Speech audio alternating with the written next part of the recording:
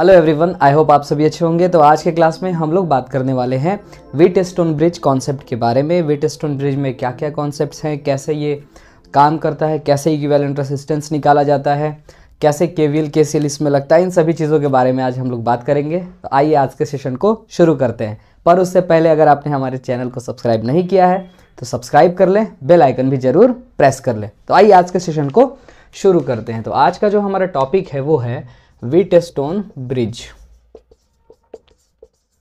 Wheatstone bridge. Wheatstone bridge देखिए, नाम से तो ऐसा लगता है कि ये कोई ब्रिज नहीं है, ये एक सर्किट है ना। तो ये एक सिंपल सर्किट अरेंजमेंट है जिसको हम लोग व्हीटस्टोन ब्रिज सर्किट बोलते हैं, ठीक है। तो जो उसका सबसे ट्रेडिशनल रूप है वो ऐसा है, ओके। यहाँ पर रेसिस्टेंसेस दिए हुए हैं ऐसे, और यहाँ पर गैल्वेनोमीटर भी लगा रहता है। जी का मतलब गैल्वेनोमीटर। गैल्वेनोमीटर एक ऐसी डिवाइस है जो क्या करती है, जो करंट को मेज़र करती है सर्किट में, ओके। तो गैल्वेनोमीटर हो गया और इसको मान लेते हैं R5, ओके। तो ये हमारी बैटरी हो गई, ठीक है, और इससे करंट फ्लो करेगा। यहाँ पे मान लीजिए I1 करंट आ रहा है, यहाँ पर I3 करंट आ रहा है, इसमें करंट I2 जा रहा है, इसमें करंट I4 जा रहा है, ठीक है। और इसमें जो करंट है वो है IG, ओके। तो जितना यहाँ से गया था वापस उतना आ जाएगा। ये हमारा अरेंजमेंट है। अब इसमें कुछ नामकरण हम कर देते हैं। तो नाम A, B, C और D, ओके। अब यहाँ पे हर पार्ट का अपना कुछ ना कुछ नाम है। नाम जैसे मान लीजिए कि बैटरी हमारी जुड़ी है A और C के बीच, तो AC को बोलेंगे बैटरी आर्म। AC को बोला जाता है battery arm, battery arm, okay, जिसमें बैटरी जुड़ा हुआ हो। BD को बोला जाता है गैल्वेनोमीटर आर्म, गैल्वेनोमीटर आर्म कहा जाता है, ओके। मान लीजिए हमको R4 निकालना हो, है ना, तो DC को बोला जाएगा unknown resistance arm, unknown resistance arm, ठीक है। उसी तरीके से तो ये मेनली हमारे कुछ आर्म्स हैं जिनको पूछा जा सकता है कि कौन सा आर्म है, कौन सा आर्म नहीं है। अब मुद्दा ये है कि ये हमारा सर्किट है, इसी सर्किट को बच्चों कहा जाता है व्हीटस्टोन ब्रिज सर्किट। अब ये सॉल्व कैसे होता है ना। तो फिजिक्स में सॉल्व करने का मतलब इक्विलिब्रियम ढूंढना। तो यहाँ पर भी बैलेंस्ड पॉइंट का कॉन्सेप्ट आता है, बैलेंस्ड पॉइंट या बैलेंस्ड कंडीशन।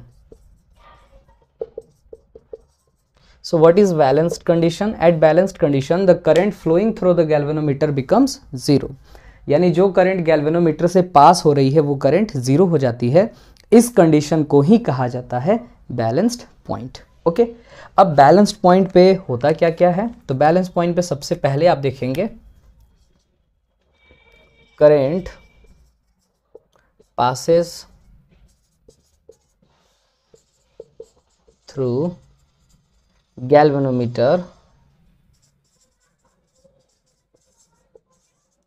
becomes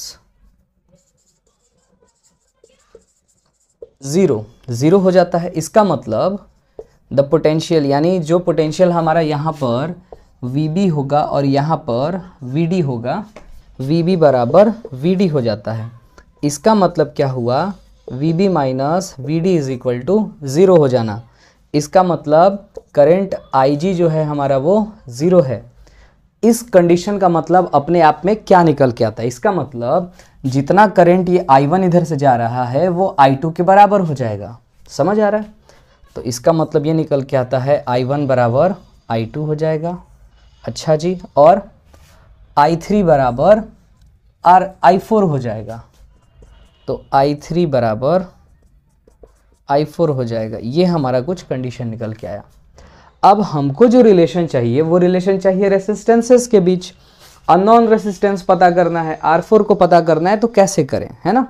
तो ये हमारा कुछ कंडीशन है बैलेंस्ड कंडीशन पे। अब हम क्या करेंगे, लूप का सहारा लेंगे और Kirchhoff voltage law, Kirchhoff current law का अप्लाई करके हम इसको सॉल्व करेंगे। ठीक है, तो आप ये नोट कर लीजिए, ये जो हमारे पास वैल्यू मिली है I1 is equal to I2 है और I3 is equal to I4 है। तो इतना आप नोट कर लीजिए, मैं इसको रफ करने जा रहा हूँ। ठीक है चलिए, मैं उम्मीद करता हूँ आपने नोट कर लिया है। तो बैलेंस्ड कंडीशन पर ये सारी चीज़ें होती हैं। गैल्वेनोमीटर शोज नल डिफ्लेक्शन, मतलब उसमें कोई भी डिफ्लेक्शन नहीं आता है। ओके, अब हम सॉल्व करने जा रहे हैं। तो रिलेशन बनाने के लिए हम क्या करते हैं, लूप लेते हैं।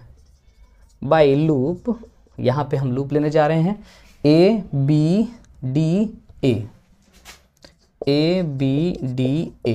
इस लूप में करंट हमारे साथ साथ चल रहा है तो माइनस का लिखा जाएगा, माइनस का I1 R1। ओके, इसमें करंट है नहीं, ज़ीरो है, तो ये ख़त्म हो गया। अपोजिट जा रहा है तो प्लस का I3 R3 और बराबर का 0। यहाँ से हमको मिल जाएगा, दोनों को बराबर करने पर I1 R1 is equal to I3 R3। अच्छा जी, I1 बाई I3 निकालने की अगर हम कोशिश करें तो हमको मिलता है R3 बाई R1। एक इक्वेशन ये बन गया हमारा। बहुत अच्छे, बहुत बढ़िया। अच्छा, ये जो है हमारा, यहाँ से हम इसको इक्वल लिख भी सकते हैं किसके, I2 I3 के, तो जब ज़रूरत पड़ेगी तब करेंगे। फिलहाल सिमिलरली अब हम एक लूप लेंगे, कौन सा, तो लूप ले लेते हैं हम इस बार B C D B। Okay, by loop B C D B। तो B से C में जाने पर करंट साथ साथ है, तो ये हो जाएगा माइनस का I2 R2 और क्या हो जाएगा प्लस, करंट अपोजिट में है, प्लस I4 R4। ये मैं कैसे लिख रहा हूँ, तो मैंने Kirchhoff voltage law, Kirchhoff current law दोनों समझाया है। आप जाकर के प्लेलिस्ट में देखें, आपको मिल जाएगा, या फिर सर्च कर सकते हैं Kirchhoff law by Prateek sir physics Educare, तो आपको मिल जाएगा। ये हो गया और इक्वल टू 0, क्योंकि इसमें करंट नहीं फ्लो कर रहा है। बहुत अच्छे, तो इसको भी सेपरेट कर लेते हैं, सॉल्व करते हैं, तो हमको मिलेगा I2 upon I4 is equal to, अब I2 की जगह हम I1 लिख सकते हैं और I4 की जगह I3 लिख सकते हैं, कोई दो राय वाली बात नहीं है यहाँ पर। तो यहाँ पे हमको मिलता है R4 बाई R2, जो कि इक्वेशन 2 है। ये इक्वेशन फर्स्ट था, by 1 and 2। By equation 1 and 2 करा जाए, बाई इक्वेशन 1 एंड 2, तो इक्वेट कर देते हैं। R3 बराबर R1 is equal to R4 बराबर R2। ये रिलेशन हमारा कब का है, जब व्हीटस्टोन बैलेंस्ड कंडीशन में होगा। और इसका सर्किट देखने में कैसा दिखेगा, तो सर्किट ऐसा दिखता है, मतलब ये दोनों सीरीज में, ये दोनों सीरीज में और फिर आपस में पैरेलल में।